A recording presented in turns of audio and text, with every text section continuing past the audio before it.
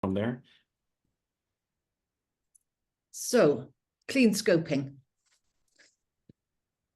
What did you want to know? Right. So I'm just going to tell a little bit about what just happened for me with a client, because I was talking to them, a potential client, and afterwards I was reflecting like, so what just happened? I didn't get the piece so far, so we're just still scoping a little bit and talking. And then I was thinking like, oh, so what's happening for them and what's happening for me? And that's where I realized that for the potential client, they have a problem, but they already found the solution. And they are trying to get kind of the puzzle piece that will fit their solution. So they're looking for a specific person that will do a specific job that will probably do whatever it is they think that is needed. And that I was reflecting on that, especially in regards to clean scoping, where I think you do the complete opposite, as in you just ask, hey, what's going on here? What's your desired outcome? And then you kind of together with the client, you find out what is needed. Yeah. Well, yes and no. So I'd find most people have a bit of this, we've had a think and we want one of these things. Yeah. And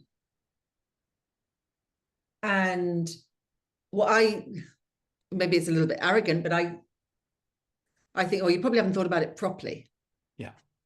And, and they might have thought about it in lots of ways, but if they've already thought about it the way I'm about to get them to think about it, then they probably don't need me. So they'll often say, something like, oh, well, we want one of these. And so then I'm going, so when you've got one of these, then what happens? What will that give you? Yeah. And then from there, it's, a load of the cleanish questions and some of the systemic modeling or the contextually clean questions that we'd use in clean interviewing, like, what will you see in here? What will the examples be? So you model the future. Sometimes, if that's a puzzle piece that they've worked out what the problem is and this is what's going to solve it, then obviously you have to sort of say, well, what's the current state?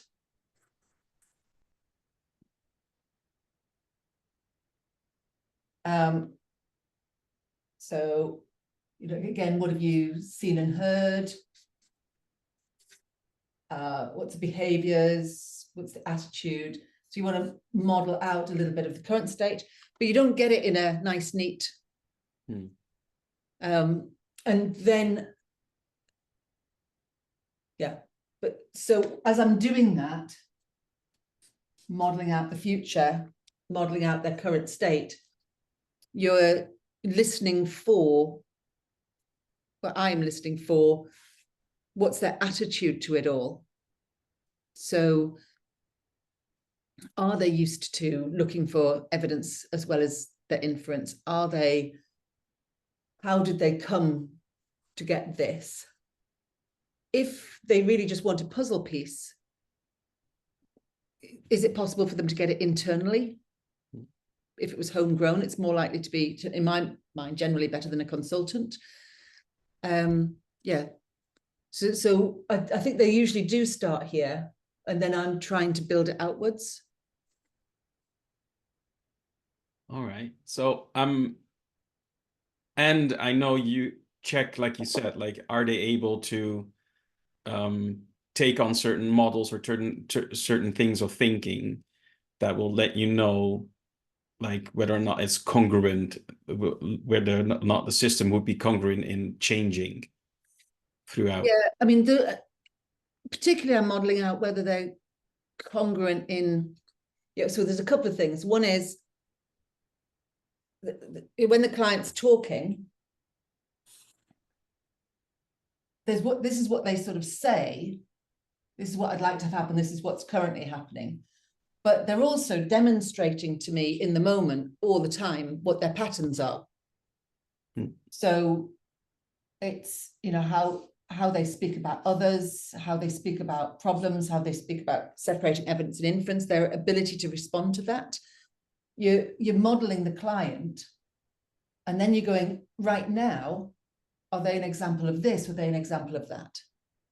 Or is the way that they're going about this consultant or this change program or whatever it is the way they're going about it an example of this or an example of that? So I'm constantly looking for congruence, coherence between what they'd like to have happen and what they're doing.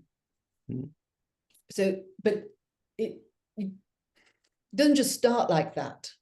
You know, it's a little bit like with any client. They'll come with whatever they come with, and then you're building it up adjacently. You know, And then in the bit of training that we just had on clean scoping, you mentioned that you want like almost every conversation to be of value for them. Yeah. So how do you work that into the mix? Well, so it's a bit like a very different piece of clean scoping that I'm in the middle of at the moment. What I'm realizing that they've come with one of these, and what they want, I'm fairly sure I don't fit the bill. It's not my thing. It's not my skill set. I think that they'll be much better off going with somebody else. So I did a little bit of modeling out, but I'm fairly sure it's not me. And so I might switch my questions a little bit more to, you know, so when the CEO wants this, and what you think that you need is this, and there's only this bit of time, what do you think is the best use of that time? And it's really, what I'm really doing is helping them to think about the person that they are going to go with.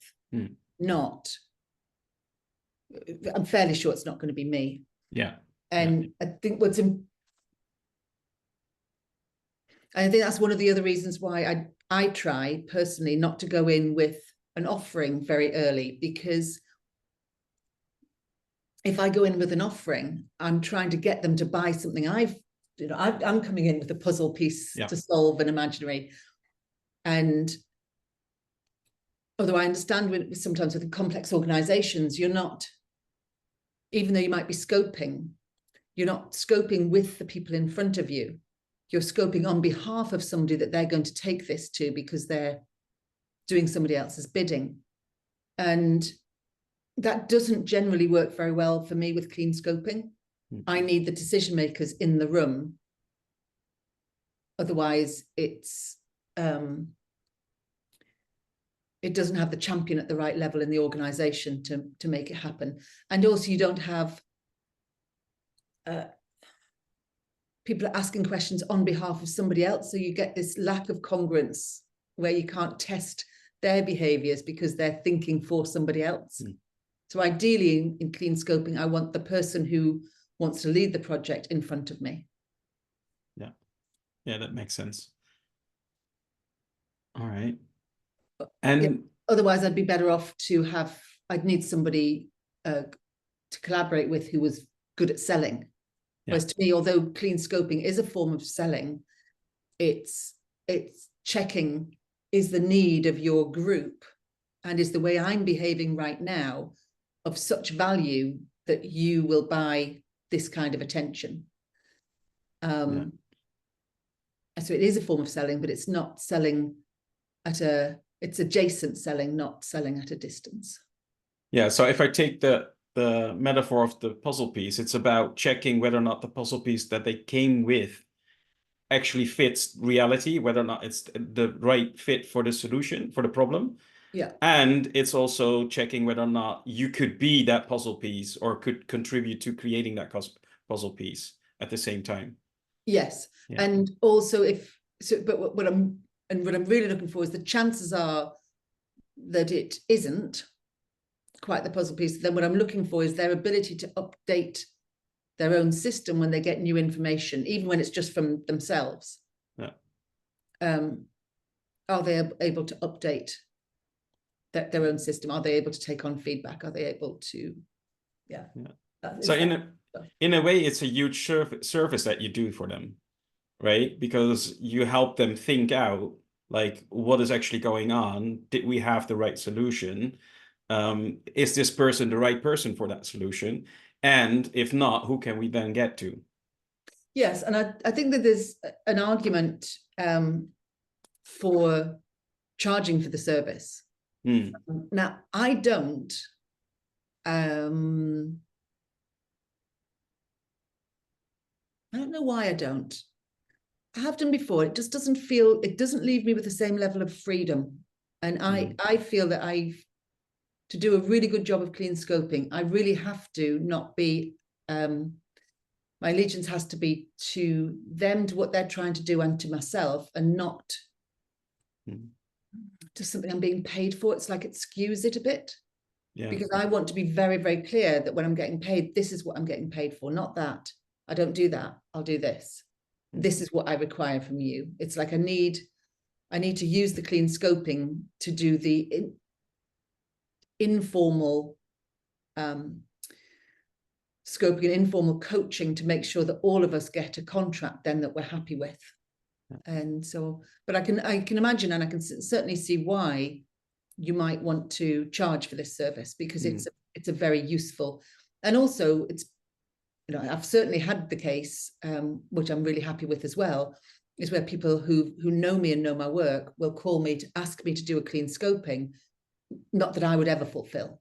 You know, we're looking for some IT training, and what we'd like is for you to scope with our team to find out what is it that they actually want.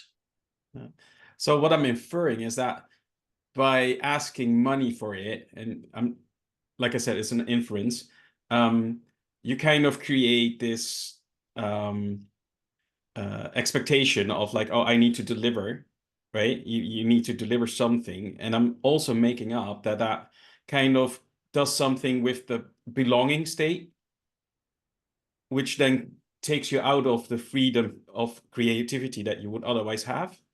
Okay. Yeah. Yeah, I'm thinking if they pay me for the scoping, my allegiance is to doing a good scope.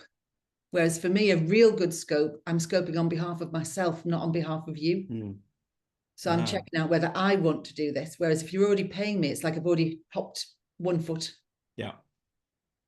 You know, into bed with you, and it's harder to get out. Whereas a really good clean scoping for me, I need to be an outsider. It's what gives me the full freedom. I don't want to belong to you yet. Yeah. Scoping is my decision about whether or not I'll come over a line and belong in your organization. Yeah, that makes sense. Do I trust you enough to want to come in? Whereas I can do a really good piece of clean scoping and not need to belong to you. So maybe they're two different things, actually, Pascal. There's clean scoping to work out whether I want to work with your team, but I can clean scope. I could be paid for it, but then I'm just in service of your group. It's not to do with me as well. Whereas for me, clean scoping is also to do with, do I trust you? Is it what I want to be doing with my life, with my time? Do I believe that you want to do whatever wants to happen? Do you have the skills? Are you interesting? So the clean scoping is also whether I want to do the work. Yeah. So you could put clean scoping out in the world as a offering, as a product or a service on itself. But since you're doing it for, do I want to take on this project, it has a different kind of set of rules to it. Yes, they might even need different names. I don't have different names for them, but they're very different. So yes, clean scoping is a service that you could provide that people could pay for, which is somebody who's got no agenda coming in to help you find out your agenda. That's a great service. But yeah, I generally think of it as the way that I work out if I want to work with somebody or not. Yeah. Right. Did it help you with your, like, what does that let you know about your client? So my client, I'm not sure yet, but it really helps me to get a better understanding of clean scoping, but also about how do I want to reacts. For instance, in this case, it was somebody referring, like introducing me to a potential client, like maybe they would fit this puzzle piece Mhm. problem. And then I think you have a different way of getting to potential scoping, or maybe you don't even get the chance to scope at that point.